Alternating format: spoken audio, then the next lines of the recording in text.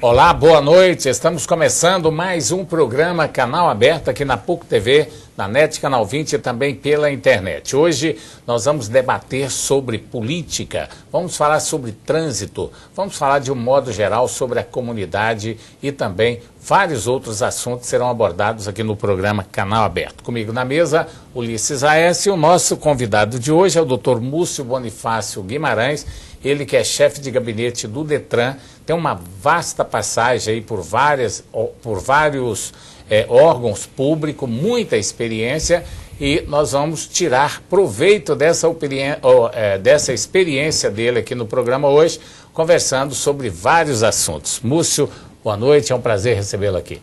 Boa noite, João Silvestre, boa noite, Ulisses, boa noite, telespectadores. Boa noite, Ulisses. Boa noite, João Silvestre, boa noite especial para o nosso convidado Múcio Bonifácio e também para você, telespectador do Canal Aberto aqui na PUC TV. Pois é, eu dizia que você teve passagem por vários órgãos aí do governo, do Estado, há muito tempo milita no poder público. Vamos falar um pouquinho de você.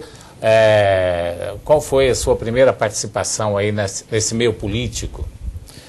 Inicialmente, no governo Henrique Santilo, nós ocupamos a vice-presidência de operações do então Banco do Estado, que, aliás, de saudosa memória, poderia estar aí até hoje forte na economia.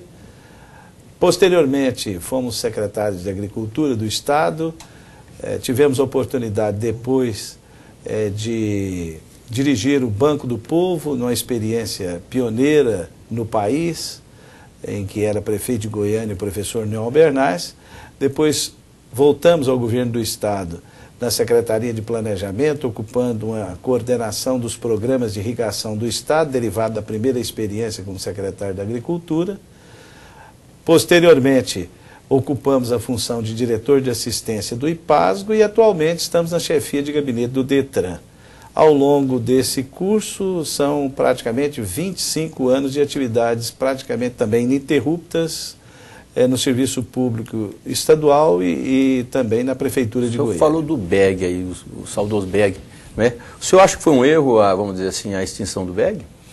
Eu entendo que sim, porque alguns estados que priorizaram os seus bancos estaduais acabaram por mantê-lo. Eu cito aqui, por exemplo, o caso do BRB. Exigia, na verdade, uma perspicácia dos governos estaduais para que o sistema fosse mantido. A pressão do governo federal e as políticas de controle estabelecidas quase que impediram que isso acontecesse, porque os governadores eram obrigados a assinar alguns termos de compromisso, prometendo fazer a liquidação dos seus bancos. Os bancos estaduais eram entendidos como emissores de moeda que poderiam comprometer o sistema como um todo, e a má gestão de grande parte desses bancos levou a esse cenário difícil. Mas eu entendo que com um pouco de eficiência e um pouco de determinação nós poderíamos ter ainda um banco estadual capaz de, sobretudo, dar suporte ao desenvolvimento do Estado. Interessante, né, que alguns bancos, além do Banco do Estado de Goiás, alguns bancos a nível de estados, né, e também alguns bancos particulares quebraram, mas aqueles que continuaram transformaram em verdadeiras potências financeiras, né? Hoje nós temos aí talvez seja as entidades que conseguem mais lucros no país são o sistema bancário, né? E com esse juro baixo considerado, porque na época existia muita inflação. Agora, Múcio, o IPASGO, você trabalhou na diretoria do IPASGO, foi diretor do IPASGO. O IPASGO foi um dos órgãos muito criticado, cheio de problemas, e o Taveira, e com sua participação lá também, conseguiu realmente resolver o caso do IPASGO? O IPASGO dependia, sobretudo, de ter a sua situação econômico-financeira, eu diria mais a financeira, para ser resolvida. E, efetivamente, o trabalho da gestão implementada pelo presidente Taveira à frente do IPASGO foi no sentido de recuperar o Instituto, porque um passivo de cerca de 450 milhões em atrasos com a rede prestadora de serviço, falta de uma estruturação interna de controle, e, sobretudo, algumas dificuldades muito fortes no relacionamento com os usuários, era um território bastante complicado de ser percorrido. Então, o foco da gestão foi no sentido de recuperar o Instituto, e isso efetivamente aconteceu depois de 1 ano e meio intenso de trabalho. Tanto que o IPASGO hoje, do lado da sua estruturação interna, ele está bem avançado, está bem resolvido. Claro, faltam algumas medidas estruturantes que estão sendo tomadas pela atual gestão, que é comandada pelo Dr. Francisco Taveira Neto, e vem sendo, sobretudo, focada na questão do redimensionamento da rede prestadora, com credenciamentos de novos profissionais, um oferecimento melhor de uma assistência à saúde para os servidores, mas agora também com muito mais tranquilidade, porque o IPASGO tem um fundo de liquidez capaz de suportar as suas ações administrativas. Essa greve dos médicos foi anunciada de 2 dias, não tem nada a ver com o IPASGO, não? Não, assim, na verdade, a questão de relacionamento de prestadores, especialmente médicos, com planos de saúde, é uma questão recorrente, não é apenas em relação ao IPASGO. Mas o IPASGO tem promovido algumas alterações nas suas tabelas de honorários, de serviços médicos, para valorizar mais os profissionais, e tem uma característica de pagar absolutamente em dia. Isso, então, tem encurtado os prazos de pagamento e é uma credibilidade capaz de manter uma retaguarda de negociação mais eficiente. Os médicos do IPASGO, os credenciados pelo IPASGO hoje, o nível de satisfação deles é bom? Eu diria que ainda não é como se espera, porque na realidade os médicos estão sempre reclamando de algumas situações, como por exemplo, pagamento do valor para consultas médicas. Só que uma consulta normalmente atrai 10 procedimentos. Esses procedimentos estão, na grande maioria, com preços atualizados. E, portanto, ninguém quer perder o credenciamento de um plano de saúde como o IPASGO, com mais de 400 mil vidas, porque ele é um lado assim muito forte na prestação de serviço e na captação de clientes. Então, como negócio, às vezes não é interessante deixar que não haja um bom atendimento. A falha, na minha visão, inclusive dos prestadores e dos médicos, é que não se enxerga, às vezes, de que na porta de entrada do consultório médico há atratividade de um cliente que só teria oportunidade de conhecer o profissional e, às vezes, ficar vinculado a ele por muitos e muitos anos, através da assistência de um plano de saúde. Múcio, também os planos de saúde, há uma insatisfação. Recentemente nós vimos aí que vários planos de saúde tiveram problema também relacionado com médicos, né? Isso não é apenas um privilégio, vamos dizer assim, do poder público, do IPASGO, né? Isso também é relacionado com a situação financeira hoje dos planos de saúde? Porque a gente paga caro, né? Nós pagamos muito caro quem tem um plano de saúde. O plano de saúde é uma poupança. Então, a poupança ela deve começar sempre mais cedo para suportar os momentos em que se faz necessário usar dessa retaguarda oferecida pelo plano de saúde. Agora, você coloca uma questão que ela também é relevante, ou seja, o desembolso pela média da remuneração dos trabalhadores, especialmente dos trabalhadores públicos, eles ficam realmente altos. E isso, então, tem um cenário daquilo que deve ser bem avaliado pelos planos de saúde. Qual é o tipo de prestador que pode e interessa numa boa prestação de serviço? Porque não adianta ficar vinculado ao plano de saúde apenas para cobrir despesas com laboratórios, despesas com exames de imagem que são caríssimos, e abandonar a parte da empatia do profissional da área de saúde com o seu cliente, que é exatamente o primeiro atendimento. O João Silvestre colocou isso sobre a insatisfação, vamos dizer assim, do consumidor, ou seja, dos pacientes hoje, dos usuários do sistema de saúde privado, né? Para o Estado, interessa ao Estado manter, por exemplo, um sistema como o IPASGO? Não é muito oneroso para ele, ou seja, até politicamente não é ruim? Porque, na verdade, o IPASGO tem uma gestão bem diferenciada do ponto de vista da sua formatação jurídica. Não há desembolso por parte do Estado em relação ao IPASGO. Quem paga a conta é o servidor público. O servidor público é a fonte de receita única do IPASGO, ou seja, forma aquele bolo arrecadado junto aos funcionários públicos, e eu diria que como é que é possível manter isso num bom nível? É pela massa de 450 mil vidas que o IPASGO tem. Isso pesa em qualquer balcão de negociação com a rede prestadora de serviço de saúde. É verdade, o negócio é muito mais complexo do que a gente pensa. Os estados e prefeituras hoje, quase todos têm a sua própria previdência, né?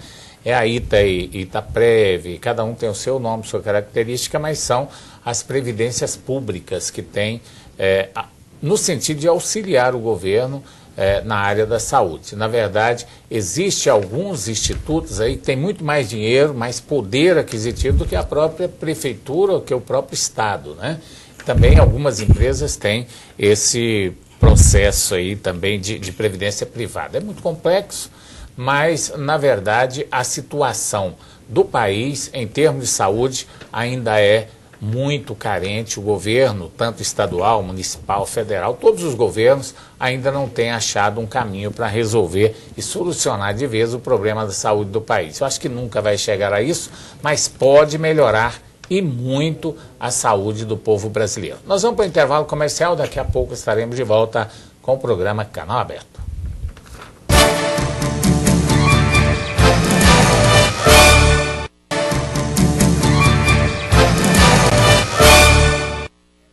Estamos de volta com o programa Canal Aberto aqui na PUC TV, na NET Canal 20 e também pela internet. Lembrando que aqui a PUC TV é o canal 24 da TV aberta. Hoje nós estamos conversando com o chefe de gabinete do DETRAN, Dr. Múcio Bonifácio, ele que realmente entende de trânsito, e nós vamos falar agora sobre trânsito. Ele está no DETRAN e o governo está construindo 2 viadutos ali, um na saída da GO 070, outro na saída de Trindade, parece GO 060, né? E também o prefeito Paulo Garcia construindo um viaduto aqui na Marginal, na Avenida Marginal, aqui nas proximidades aqui do Framboyant. Bom, muitos transtornos nós tivemos ali na saída de Trindade e também na saída lá da GO 070, o que é natural, né, Múcio? Pela dimensão da obra. Mas são obras necessárias para um aspecto importante, que é o da segurança, principalmente para os pedestres, resultar num benefício para a população. Então são pontos de muita aglomeração de pessoas e que se faz necessária a intervenção dos governos para que essas situações sejam minimizadas e efetivamente as pessoas, que na verdade são os objetivos maiores dos governos, possam ser melhor atendidas e ter as suas necessidades satisfeitas. Então, na minha visão, são obras boas. O senhor acha, por exemplo, que só essas obras são pontuais, ou seja, são necessárias, ou o senhor acha, por exemplo, que é necessário que se crie também uma conscientização em relação aos motoristas? Ou seja, hoje nós temos excesso de veículos assim, rodando na cidade, motonetas, ou seja, motocicletas também. O senhor não acha que é necessário uma campanha para conscientizar esse próprio motorista, esse próprio piloto em relação a isso? Ou seja, diminuir a quantidade de carro na cidade? O presidente Taveira levou uma filosofia muito definida para implementar no DETRAN. Modernizar, moralizar. Da etapa da modernização, investimento muito forte em área de tecnologia, sobretudo tecnologia da informação, para dar respaldo no processo de modernização. E você foca num outro ponto, que essa preocupação foi levada para a atual gestão do DETRAN. Ou seja, que a educação de trânsito, formar bons condutores, seja necessária. Não se pode colocar criminosos nas ruas, porque os carros, principalmente, se tornaram armas muito contundentes. O índice de mortalidade é muito grande. E aí tem também a questão daqueles que, com as motos, também provocam muitos acidentes e às vezes se autoflagelam por uma série de questões de falta de informações, falta de cuidados, de cautelas que são necessárias. Então, formar bons condutores é essencial. E aí, com veículos de 4 rodas, com veículos de 2 rodas, e, sobretudo, evitando os malefícios muito fortes de acumular uso de bebidas alcoólicas com boas perspectivas aí que poderiam ser... Que essa balada responsável melhorou um pouco, assim, vamos dizer assim, o número de acidentes, diminuiu bastante o número de acidentes de trânsito na capital e no próprio estado? Eu diria e que no país também? No país. O efeito mais contundente disso em Goiás é exatamente a questão relevante do motorista ficar impregnado de que ele não pode se alcoolizar em nível que exceda aquilo que a legislação permita para poder assumir a direção de um veículo, seja de 2 rodas, seja de 4 rodas.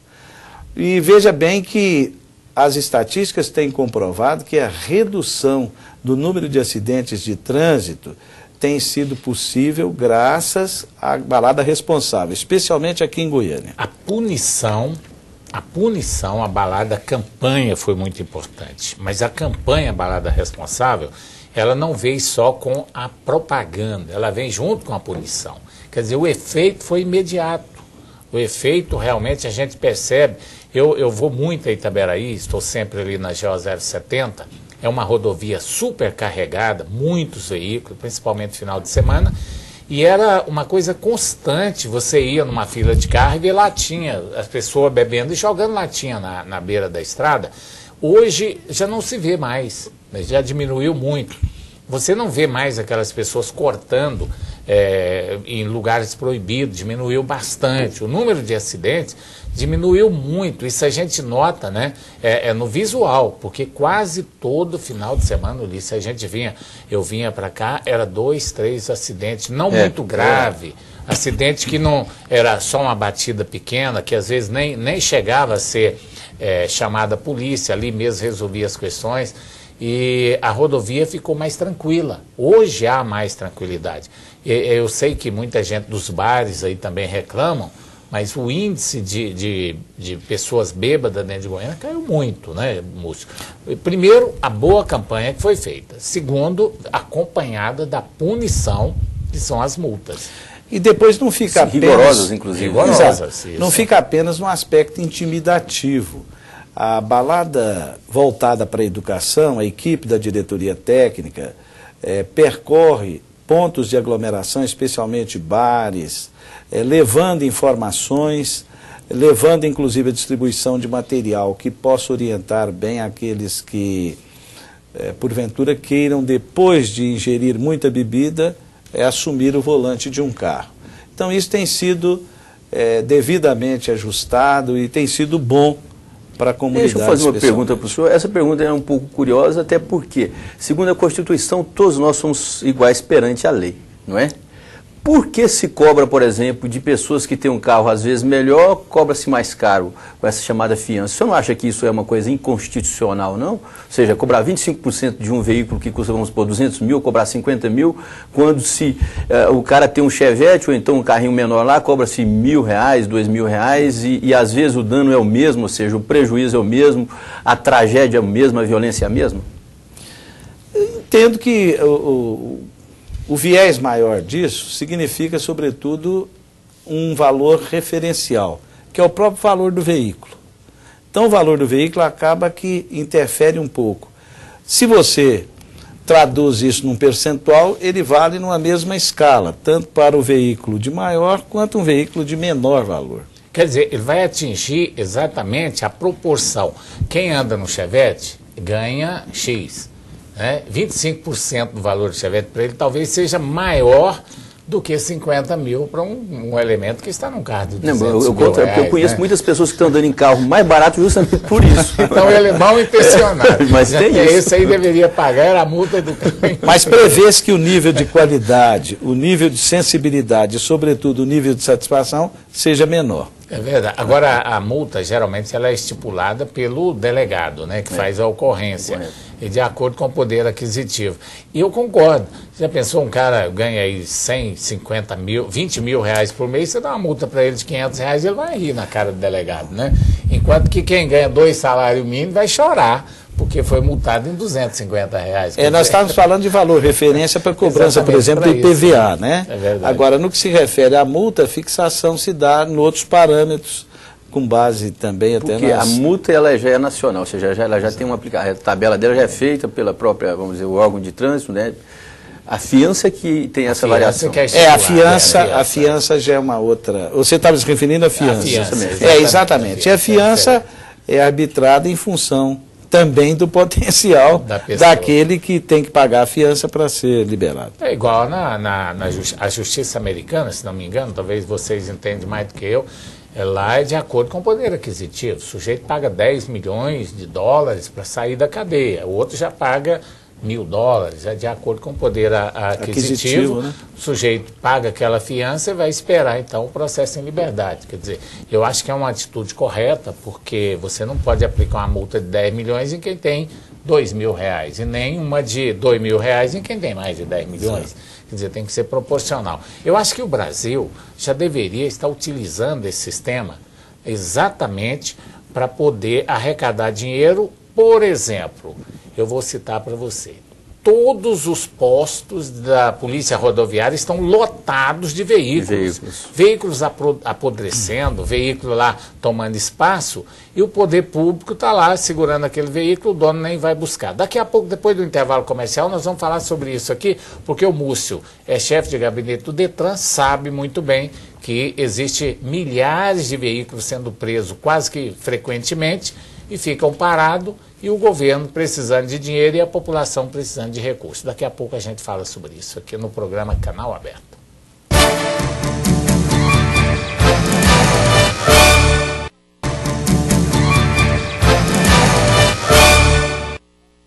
Estamos de volta com o programa Canal Aberto aqui na PUC TV, Canal 24, na NET Canal 20 e também pela internet. Nós estamos conversando com o chefe de gabinete do Detran, Dr. Múcio Bonifácio. Eu fiz aquele questionamento. Nos postos da Polícia Rodoviária, principalmente a estadual, também as federais, existem centenas de veículos. Aqui na saída na GO 070, de vez em quando eles dão um limpa lá, daí um pouquinho, mês e pouco, já está cheio o pátio outra vez. Agora, como é que poderia ser feito para resolver esse problema? Prender o veículo é uma maneira correta. Agora, o proprietário fica sem o veículo, ou a pessoa que está com aquele veículo sem a documentação, vai embora e deixa o veículo lá, Deus dará, até que o governo faça ali um leilão para poder arrecadar alguma coisa. O doutor Múcio dizia que às vezes o leilão fica muito caro, né, doutor?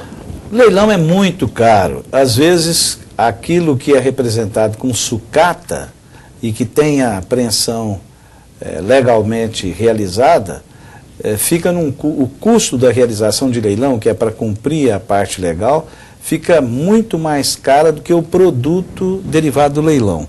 Então são situações que hoje é recorrente no Brasil todo. Os pátios dos Detrans estão praticamente cheios e com enormes dificuldades.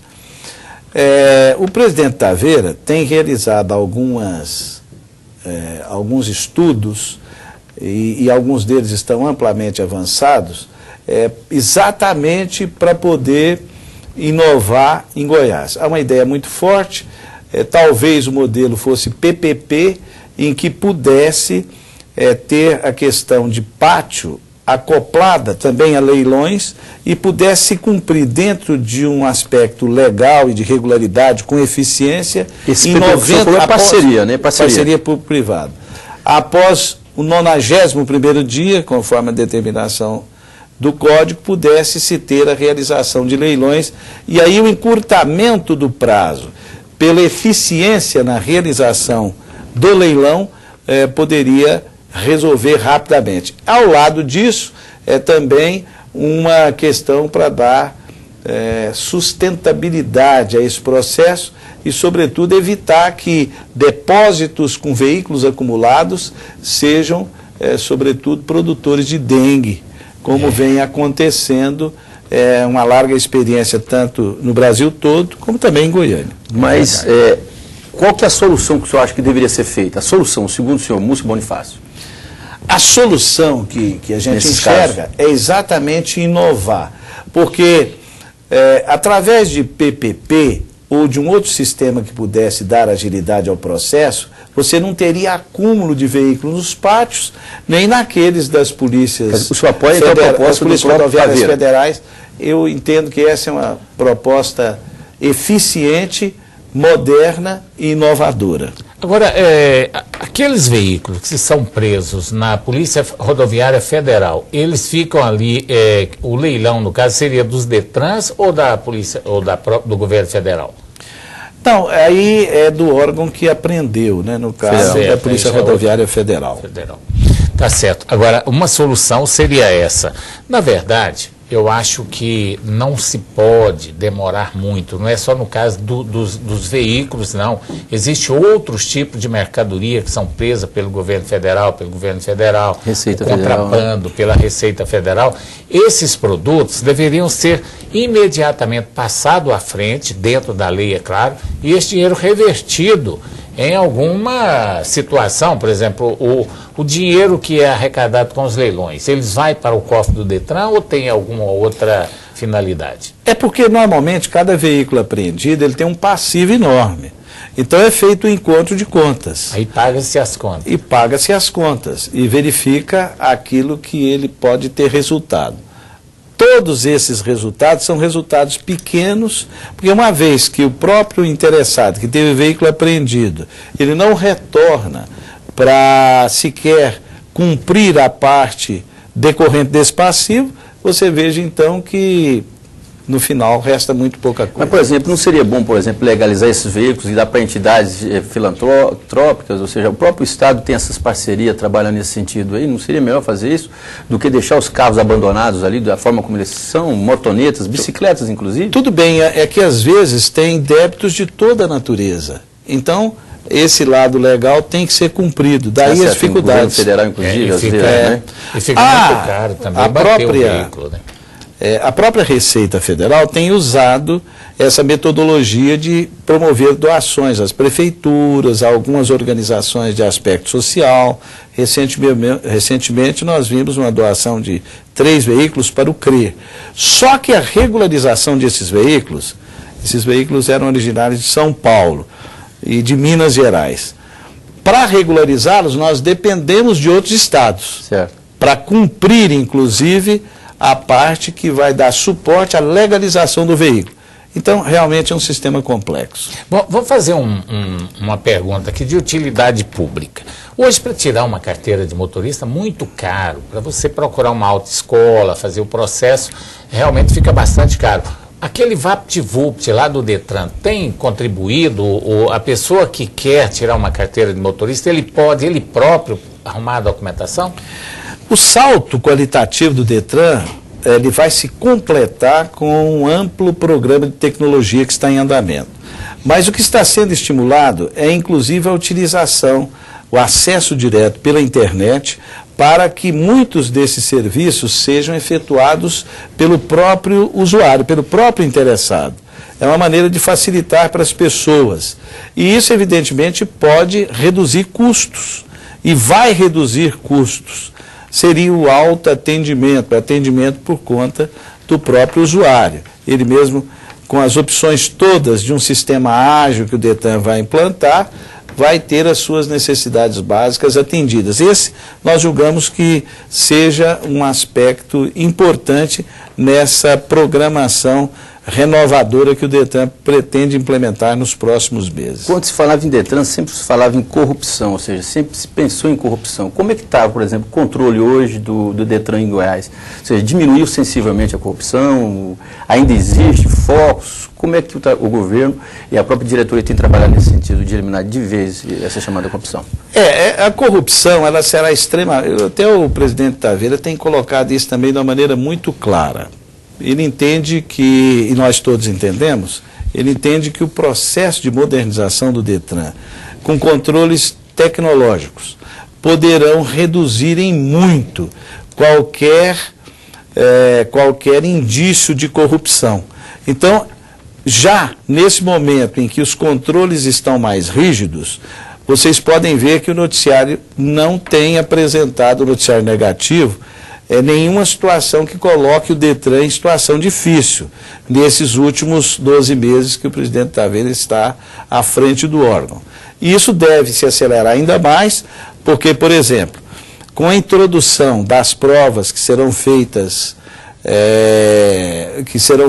e já estão sendo feitas numa experiência aqui em Goiânia, que deve se estender para todo o estado, provas digitais, vai se introduzir também um controle muito eficiente para ver se a carga horária que os CFCs são obrigados a cumprir em função da legislação de trânsito são efetivamente cumpridos através do controle com a digitalização pelo próprio candidato, pelos instrutores em sala de aula e também, sobretudo, até por um acompanhamento das provas de direção, provas de PD, que essa tem a participação da Universidade do Estado, a UEG, também possam ter um acompanhamento por parte daquele que tem alguma reclamação. Nós teremos um sistema, um chamado Big Brother, no próprio carro, para poder recorrer e conferir qualquer situação que for julgada diferente.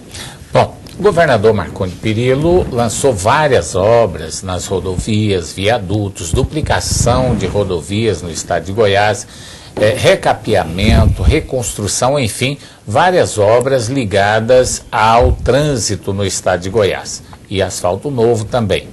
Fala-se que muita gente acredita aí que algumas obras poderão não chegar ao final, mas o Detran tem uma participação fundamental, parece que vai direcionar várias verbas, alguns milhões de reais para essas obras da AGETOP.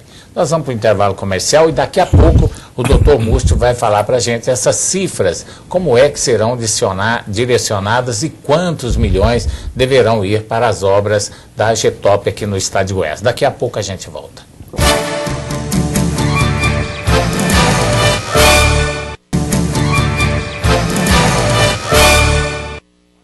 Estamos de volta com o programa Canal Aberto aqui na PUC TV, Canal 24, na NET Canal 20 e também pela internet. Eu deixei a pergunta no ar. As obras, principalmente das rodovias do estado de Goiás, terão recursos do Detran. Doutor Múcio, o Detran vai passar quanto e esse dinheiro que vai ser passado vai realmente ajudar na conclusão dessas obras? Sem dúvida nenhuma. O governador determinou uma obra que você vê diariamente, porque passa lá, a obra, por exemplo, da duplicação de Inhumas a Itaúsu, está sendo feita com recursos do Detran. Esses recursos foram vinculados a um decreto governamental e são repassados mensalmente para atender o cronograma daquelas obras. Outras também estão previstas com recursos do Detran, como, por exemplo, o Fundo de Transportes, em que o Detran passa mensalmente perto de 10 milhões de reais para a AGETOP. Todo mês? Todo mês. Isso aí vai dar um montante de quantos? 200 milhões, mais ou menos? Em torno de 200 milhões de reais ao longo desse ano. O senhor acha que essas obras realmente serão realizadas de acordo com o cronograma que o governo colocou? Eu entendo que sim, porque o cronograma do governo foi bem trabalhado, a AGETOP está desenvolvendo um programa notável de recuperação das rodovias, às vezes não com a velocidade, porque a malha precisava ser recuperada, mas a determinação com que a AGETOP está executando esses trabalhos, nós não temos dúvidas de que Goiás vai receber um legado importantíssimo e recuperado das rodovias. Ulisses A.S. e também Dr. Múcio Bonifácio. Nós tivemos uma mexida política aí, né? Vamos dizer assim, uma misturada política, uma mexida nos últimos dias. A palavra, não sei se não é muito bonita, não, mas realmente houve uma mexida mesmo. Mexeram muito na política de Goiás. Vanderlan Cardoso foi para o PSB, já era esperada a mudança dele para um partido. O Júnior do Friboi filiou no PMDB. E o vice-governador foi para o PP, né, do Roberto Balestra e Sandy Júnior. Nós sabemos que nada será definido agora, as definições só serão definidas lá para o mês de maio, junho do ano que vem, mas eu costumo dizer o seguinte, o presente é que representa o futuro. Lógico. Se discute o futuro no presente, né? E agora nós temos que discutir as probabilidades, o que pode acontecer por aí. Todo mundo que gosta de política acompanha. Eu gostaria de saber, primeiro, doutor Múcio, a ida do Friboi para o PMDB parece que dividiu o partido lá, né? Mas o senhor acredita que a oposição em Goiás, ela se une para enfrentar a possível candidatura de Marconi Perillo? Bem, esse é um cenário difícil de ser avaliado nesse momento, até porque as forças são muito voltadas para o poder, e o poder realmente é a essência de toda situação que se possa almejar à frente. E é isso que está acontecendo. Acho difícil de que a oposição se una, até porque a gente não enxerga um elemento capaz de agregar essas forças que são muito diferentes. E no caso de Goiás, tem acontecido com muita frequência de que essas forças não se unem. E por isso mesmo, eu vejo o quadro político desse momento como absolutamente normal, até porque as pessoas estão procurando espaço para, no espaço, tentar a busca pelo poder. Agora, existe uma outra questão que eu acho que houve um equívoco no Brasil. Nós estamos abreviando muitas discussões de natureza eleitoral. Eu não vou nem dizer de natureza política, porque é de natureza eleitoral. E esse é um modelo que veio de cima para baixo.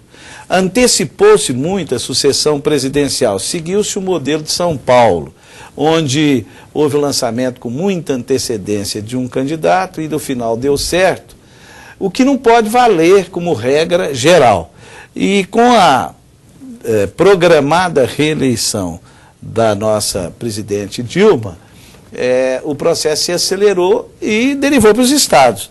Com isso, nós estamos tomando um tempo enorme em discussões que às vezes não contribuem para o desenvolvimento, que é a ótica de todo o governo.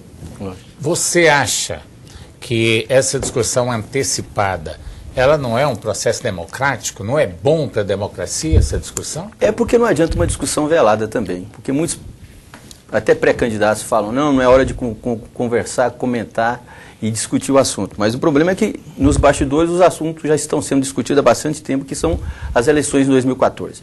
As eleições estaduais e a federal. Você pega, por exemplo, no cenário de Goiás, essa mudança, esse grande mexidão que você colocou aí entre os partidos, realmente existe e mostra uma certa fragilidade na oposição. Até porque o governo, no caso, o governador Marconi Perillo e a sua chamada base aliada, já estão discutindo, já estão sentando para ter um discurso coeso para disputar as eleições. Enquanto as oposições, ou então a oposição aqui em Goiás, ela se divide em várias vertentes. Você pega o Ronaldo Caiado, que se diz candidato, o Vanderlan, que se diz candidato também, o Júnior do Friboi, que se diz candidato, o PT, que faz parte dessa base aliada do PMDB, e o PMDB, que faz parte dessa chamada base aliada também, se dividindo em relação à disputa eleitoral de 2014, só tem um consenso. O consenso é Dilma Rousseff, porque é presidente da República. Agora, em relação aos estados, existe essa divisão. E em Goiás, essa divisão é extremamente aparente.